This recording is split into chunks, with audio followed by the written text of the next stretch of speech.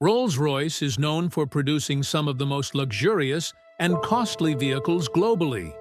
However, this $7 billion enterprise traces its origins back to a boy who grew up in poverty with almost no education. Despite his humble beginnings, Henry Royce managed to establish his first million-dollar company with just $20. So, how did he achieve this feat? This is the story of Frederick Henry Royce. Henry Royce was born in Alwalton, England in 1863.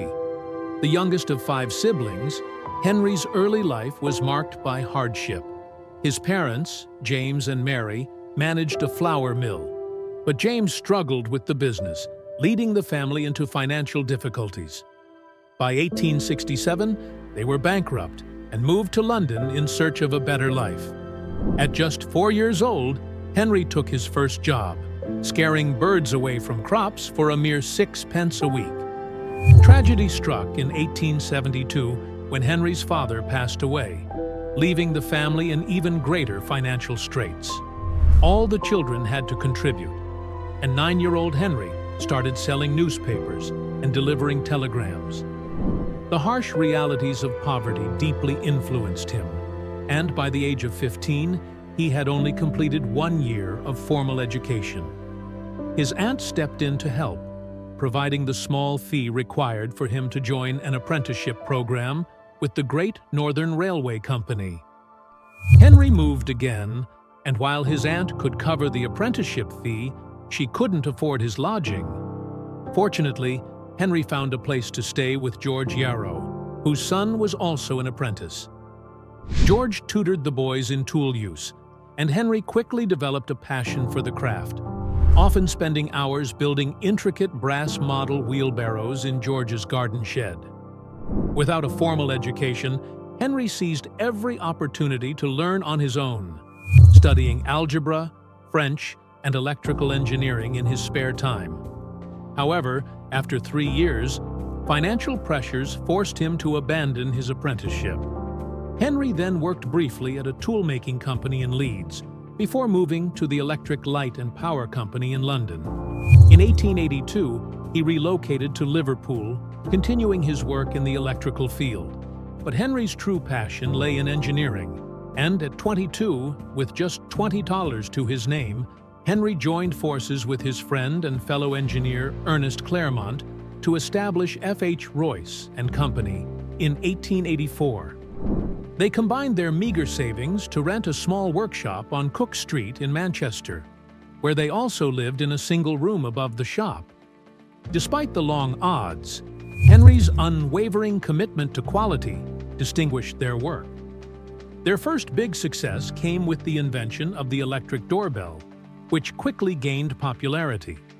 Henry often worked late into the night to keep up with the growing demand. As their profits increased, they expanded their product line to include generators and even an electric crane. Yet, Henry's interests started to shift towards automobiles.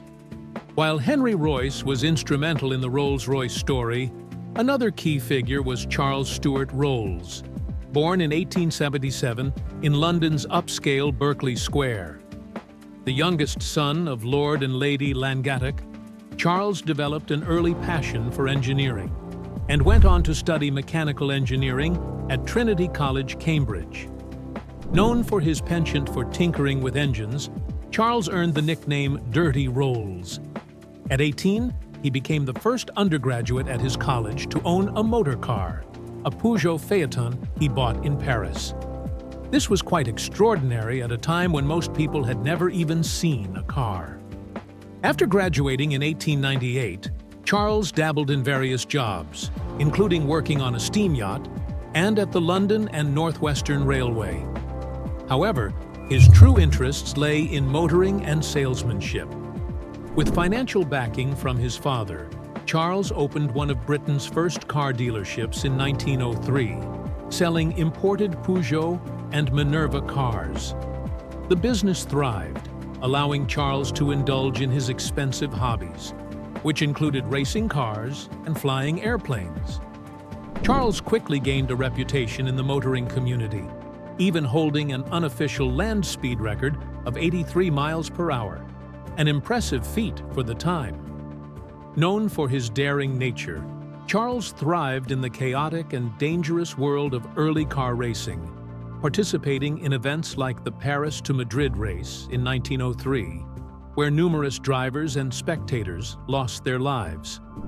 In addition to his love for fast cars, Charles was also passionate about aviation, making over 170 flights in a hot air balloon and becoming the second person in Great Britain to earn a pilot's license. He went on to complete over 200 flights in a Wright Flyer aircraft. Unfortunately, these passions came at a high cost. As Henry Royce continued to run F.H. Royce and Company, his fascination with motor cars grew. In 1901, he purchased a second-hand Deauville car and set about improving it. Dissatisfied with its flaws, Henry decided to build his own car. By the end of 1903, he had designed and constructed his first petrol engine, and by 1904, he was driving his first Royce 10-horsepower car. 2 decades after founding his company, Henry had achieved a significant milestone with his first car.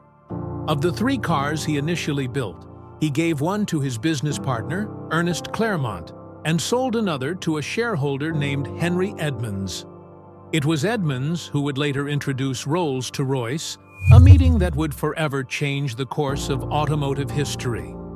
When Rolls met Royce, he was immediately impressed by the latter's 2-cylinder car, even though Rolls had a preference for 3- and 4-cylinder vehicles. The 2 men struck an agreement almost instantly. Rolls would sell as many cars as Royce could produce. Despite their differences in age, background, and education, the partnership between the 41-year-old self-taught engineer and the 26-year-old Cambridge graduate flourished, leading to the establishment of Rolls-Royce in 1906. The duo presented their first car, the Rolls-Royce 10 HP, at the Paris Salon, now known as the Paris Motor Show. Priced at $395, equivalent to tens of thousands of dollars today, only 16 of these cars were made. One sold at auction for $3.2 million in 2007, reflecting the timeless value of their craftsmanship.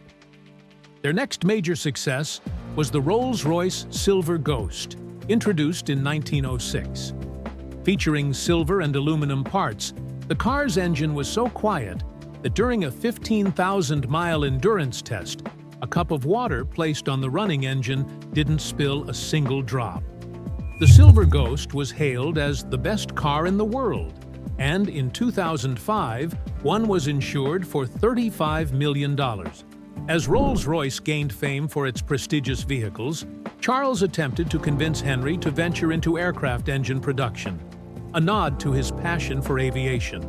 However, Henry declined, preferring to focus on cars. Charles eventually resigned from his role as technical director to dedicate more time to flying, famously stating that he preferred flying because there are no policemen in the air. However, the partnership between Henry and Charles was cut short in 1910, when Charles Rolls died in a plane crash at the age of 32, becoming the first Briton to die in an aviation accident. This tragic event left Henry to carry on their legacy alone. Henry's relentless pursuit of perfection in engineering helped establish Rolls-Royce as a symbol of quality and luxury. His commitment to using the finest materials and craftsmanship set new standards in the automotive industry. And in 1930, Henry Royce was honored with the Order of the British Empire and was knighted as a baronet. Even as his health declined, Henry continued to work tirelessly, sketching designs from his deathbed just hours before he passed away in 1933 at the age of 70. Today, Rolls-Royce remains a symbol of luxury and prestige, with its cars representing the pinnacle of automotive engineering. The brand's legacy is a testament to the vision and dedication of Sir Henry Royce and Sir Charles Rolls, whose names continue to be synonymous with excellence and wealth. Or how Henry would put it, strive for perfection, take the best that exists and make it better. If it doesn't exist, create it. Thank you for watching. If you liked this video, make sure to hit that like button and also don't forget to subscribe.